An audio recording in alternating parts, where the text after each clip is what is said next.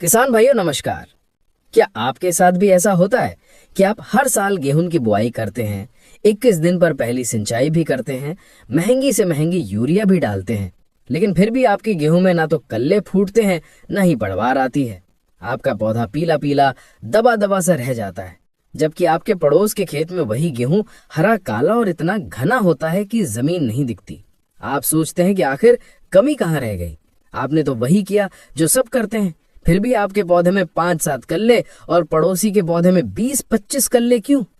इसका कारण सिर्फ यूरिया डालना नहीं है। इसका कारण है कि आप पहली सिंचाई के उस जादुई समय पर वो सीक्रेट कॉम्बिनेशन नहीं दे रहे जो पौधे की भूख है। आज मैं आपको सिर्फ यूरिया नहीं बल्कि 3 से 4 चीजों का एक ऐसा वैज्ञानिक कॉम्बिनेशन, एक ऐसा पावर पैक फॉर्मूला बताने जा रहा हूं जिसे अगर आपने इस साल पहली सिंचाई पर डाल दिया तो यकीन मानिए आपके गेहूं में कल्लों का ऐसा विस्फोट होगा कि आप गिन नहीं पाएंगे। ये कोई हवाई बातें नहीं, ये शुद्ध कृषि विज्ञान है जो आपकी पैदावार को 20 क्विंटल से 30 क्विंटल प्रति एकड़ तक ले जाने का दम रखता है। ये जानकारी आपके और लाखों किसान भाइयों के भविष्य को बदल सकती है। इसलिए अगर आप इस चैनल पर नए हैं या हमारी मेहनत को पसंद करते हैं तो इस वीडियो को अभी एक लाइक कर दीजिए और चैनल को सब्सक्राइब करके घंटी का बटन दबाना बिल्कुल मत भूलना, ताकि खेती किसानी की ऐसी ही वैज्ञानिक जानकारी आप तक सबसे पहले पहुंचे। अब हमारा आज का सवाल, जिसका जवाब आपको कमेंट में देना है। आप अभी तक गेहूं में पहले पानी पर यूरिया के साथ और क्या क्या डालते हैं? क्या सिर्फ यूरिया ही डालते हैं? ईमानदारी से अपना जवाब जरूर लिखें। चलिए अब उस रहस्य से पर्दा उठाते हैं कि आखिर गेहूं में पहले पानी को ही सबसे महत्वपूर्ण क्यों माना जाता है। इस समय को कृषि विज्ञान की भाषा में क्राउन रूट इनिशिएशन यानी CRI अवस्था कहते हैं, यानी शिखर जड़ अवस्था। ये अवस्था गेहूं की बुआई के ठीक 21 से 25 दिन बाद आती है। ये वो समय है जब पौधे की असली जड़ें, जिन्हें हम क्राउन रूट्स कहते हैं, निकलना शुरू होती हैं। बुआई के समय जो जड़ें थीं, वे सिर्फ पौधे को अंकुरित करने के लिए थीं। पौधे का असली भविष्य इन्हीं नई जड़ों पर टिका होता है। और ठीक इसी समय मिट्टी की सतह के पास पौधे के तने से नए कल्ले यानी टिलर्स भी फूटने शुरू होते हैं। आप इसे पौधे का दूसरा जन्म समझ सकते हैं। इस दूसरे जन्म के समय आपके नन्हे गेहूं के पौधे को 2 चीजों की सख्त जरूरत होती है। पहला, हल्की नमी ताकि जड़ें आसानी से फैल सकें, और दूसरा, पोषक तत्वों का एक बैलेंस्ड और पावरफुल डोज। यहीं पर 90% किसान गलती कर बैठते हैं। वे या तो खेत में इतना पानी भर देते हैं कि इन नई नाजुक जड़ों को ऑक्सीजन नहीं मिलती और वे गलकर पीली पड़ने लगती हैं, या फिर वे सिर्फ एक बैग यूरिया का छिड़क देते हैं। यूरिया यानी नाइट्रोजन पौधे को हरा तो कर देगा, लेकिन फुटाव यानी नए कल्ले बनाने के लिए पौधे को जो सिग्नल और ताकत चाहिए वो अकेला यूरिया कभी नहीं दे सकता। वास्तव में अकेला यूरिया डालना आपके पैसे की बर्बादी भी है, और वो कैसे, ये मैं आपको आगे बताने वाला हूँ। तो क्या है वो सीक्रेट कॉम्बिनेशन? ये कोई एक जादुई पुड़िया नहीं है, बल्कि ये 3 से 4 वैज्ञानिक तत्वों का एक ऐसा मिश्रण है जो CRI अवस्था में पौधे की हर जरूरत को पूरा करता है। इस कॉम्बिनेशन का पहला हीरो तो वही है जिसे आप जानते हैं, यूरिया। जी हाँ, यूरिया जरूरी है, लेकिन कितना और किसके साथ, ये जानना जरूरी है। पहली सिंचाई पर हमें प्रति एकड़ 40 से 45 किलोग्राम यूरिया की आवश्यकता होती है। यूरिया में 46% नाइट्रोजन होती है, जो पौधे में क्लोरोफिल यानी हरा रंग बनाती है और पौधे की वानस्पतिक वृद्धि यानी वेजिटेटिव ग्रोथ को तेज करती है। ये पौधे का मुख्य भोजन है, लेकिन ये कंप्लीट भोजन नहीं है। ये सिर्फ पौधे को ऊपर से बढ़ाएगा, लेकिन हमें तो पौधे की जड़ों को भी मजबूत करना है और नए कल्ले भी बनाने हैं। यहीं पर एंट्री होती है हमारे कॉम्बिनेशन के दूसरे और सबसे महत्वपूर्ण हीरो की, जिसे ज्यादातर किसान अनदेखा कर देते हैं। हमारे सीक्रेट कॉम्बिनेशन का दूसरा और असली गेम चेंजर है सल्फर यानी गंधक। आज भारतीय मिट्टी में सल्फर की इतनी भयंकर कमी हो गई है कि कृषि वैज्ञानिक इसे अब चौथा मुख्य पोषक तत्व यानी नाइट्रोजन, फास्फोरस, पोटाश के बाद कहने लगे हैं। इसका कारण है हमारा DAP का अंधाधुंध इस्तेमाल। पहले किसान सिंगल सुपर फॉस्फेट यानी SSP डालते थे, जिसमें 12% सल्फर मुफ्त में मिल जाता था, लेकिन DAP में सल्फर 0 होता है। अब आप पूछेंगे कि सल्फर फुटाव में कैसे मदद करता है? ध्यान से सुनिए। सल्फर के 3 काम हैं। पहला, यह खुद एक शक्तिशाली फफूंद नाशक है जो पहली सिंचाई के बाद मिट्टी में पैदा होने वाली फंगस से आपकी नई क्राउन रूट्स की रक्षा करता है। दूसरा, ये पौधे में प्रोटीन और अमाइनो एसिड बनाने के लिए अनिवार्य है, जिससे दाने में चमक और वजन बढ़ता है। और तीसरा, सबसे सीक्रेट काम, सल्फर आपके द्वारा डाले गए यूरिया की ताकत को दोगुना कर देता है। जी हाँ, कृषि विज्ञान इसे नाइट्रोजन यूज एफिशिएंसी बढ़ाना कहता है। आसान भाषा में, अगर आप बिना सल्फर के 45 किलो यूरिया डालते हैं तो पौधा उसका मुश्किल से 30 से 40% ही इस्तेमाल कर पाता है।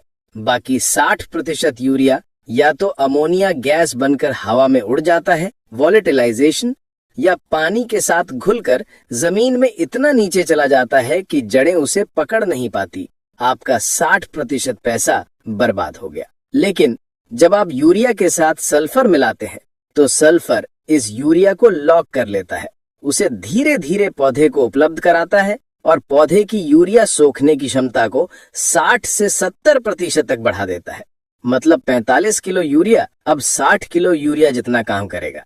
तो आपको 40-45 किलो यूरिया के साथ प्रति एकड़ 3 से 4 किलोग्राम 90% वाला सल्फर यानी बेंटोनाइट सल्फर या WDG अनिवार्य रूप से मिलाना है।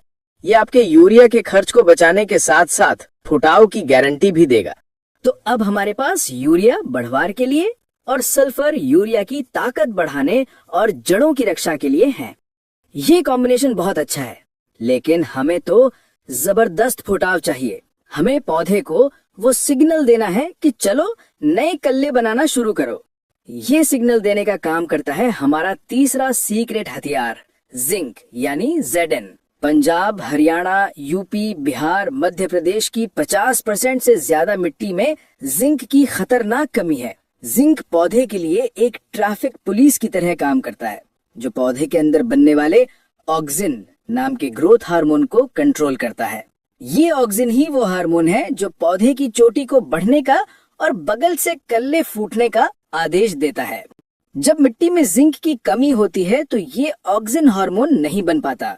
नतीजा, पौधा सिर्फ एक डंडे की तरह ऊपर बढ़ता रहता है, बगल से फुटाव लेता ही नहीं। पत्तियां छोटी, पीली और ऐंठी हुई सी रहती हैं। किसान इसे यूरिया की कमी समझकर और यूरिया डालता है, जो किसी काम नहीं आती। इसलिए CRI स्टेज पर जब पौधा नए कल्ले बनाने को तैयार बैठा है, उसे जिंक का सिग्नल देना अनिवार्य है। अब यहाँ एक बहुत बड़ी वैज्ञानिक सावधानी जो 99% किसान नहीं जानते। अगर आपने बुवाई के समय DAP यानी डाई अमोनियम फॉस्फेट का इस्तेमाल किया है तो आपको भूल कर भी DAP के साथ जिंक सल्फेट नहीं मिलाना चाहिए था, क्योंकि DAP का फास्फोरस और जिंक सल्फेट का जिंक आपस में मिलकर जिंक फॉस्फेट नाम का एक पत्थर जैसा अघुलनशील यौगिक बना लेते हैं। ये ना तो पौधे को मिलता है और ना ही अगले 2-3 साल तक मिट्टी में घुलता है। आपका जिंक और फास्फोरस दोनों बर्बाद। इसलिए जिंक देने का सबसे सही समय है पहली सिंचाई पर यूरिया और सल्फर के साथ। इस समय तक मिट्टी में फास्फोरस फिक्स हो चुका होता है और जिंक पौधे को तुरंत उपलब्ध हो जाता है। आपको प्रति एकड़ 5 किलोग्राम 33% वाला जिंक सल्फेट लेना है या 8 से 10 किलोग्राम 21% वाला जिंक सल्फेट लेना है। इसे भी उसी यूरिया और सल्फर के मिश्रण में मिला लें। तो हमारा गोल्डन ट्रायंगल तैयार है। 40-45 kilo urea plus 3-4 kilo sulphur plus 5-8 kilo zinc sulphate. ये वो न्यूनतम कॉम्बिनेशन है जो आपके गेहूं में फुटाव की गारंटी देता है। यूरिया ने हरापन दिया, सल्फर ने यूरिया को पौधे के लिए उपलब्ध कराया और जड़ों को फंगस से बचाया, और जिंक ने नए कल्ले बनाने का सिग्नल दे दिया। जब ये तीनों चीजें एक साथ 21-25 दिन की CRI अवस्था में पौधे को मिलती हैं तो पौधा सुपर ग्रोथ मोड में चला जाता है। लेकिन रुकिए, जैसा कि मैंने वीडियो की शुरुआत में वादा किया था कि मैं आपको डबल पैदावार का राज बताऊंगा।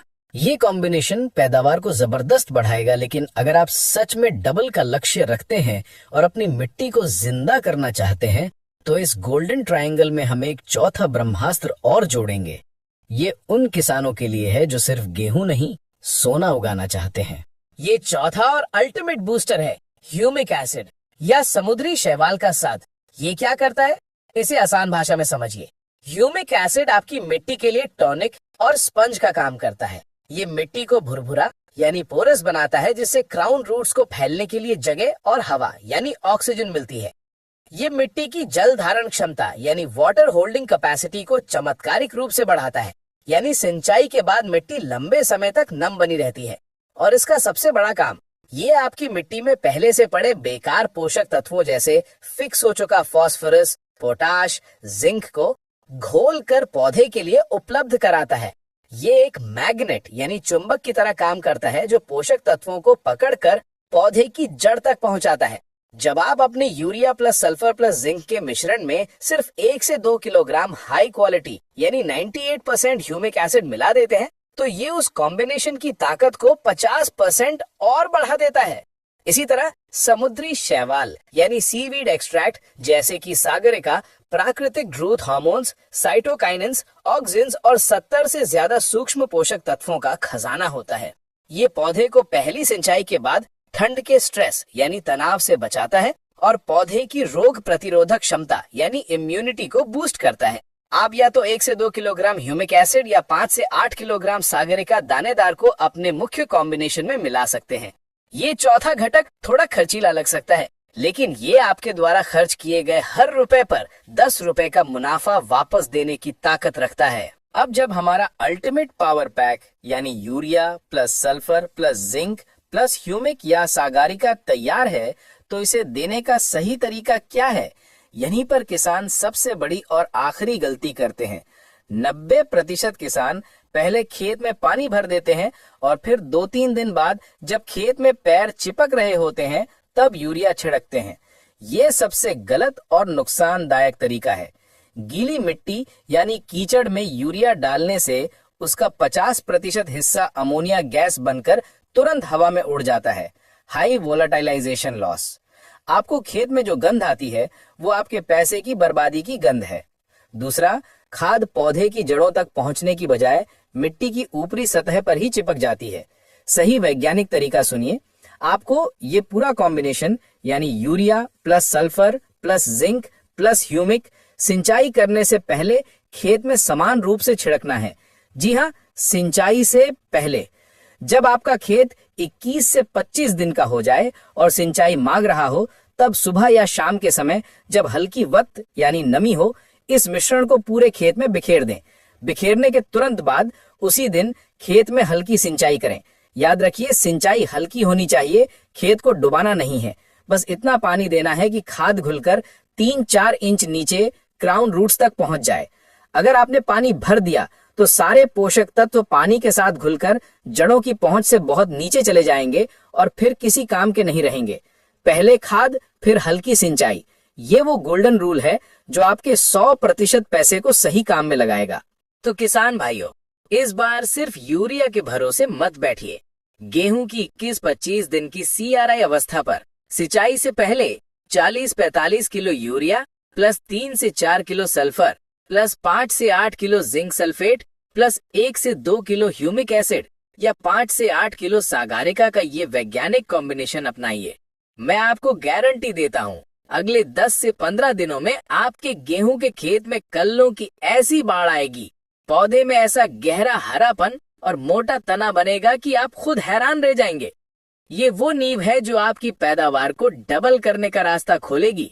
याद रखिए, जितने ज्यादा स्वस्थ कल्ले उतनी ही ज्यादा बालियां और उतनी ही बम्पर पैदावार।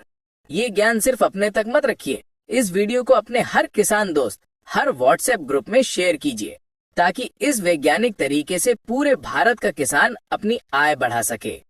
क्या आप जानना चाहते हैं कि गेहूं में दूसरे पानी पर कौन सा खाद और कौन सा स्प्रे करना चाहिए ताकि बालियां लंबी, मोटी और दानों से भरी हुई आए? अगर हाँ, तो कमेंट बॉक्स में दूसरे पानी यानी सेकंड वाटर जरूर लिखें। अगर 1000 कमेंट्स आए तो मैं उस पर भी एक ऐसा ही रिसर्च आधारित वीडियो आपके लिए जरूर लाऊंगा।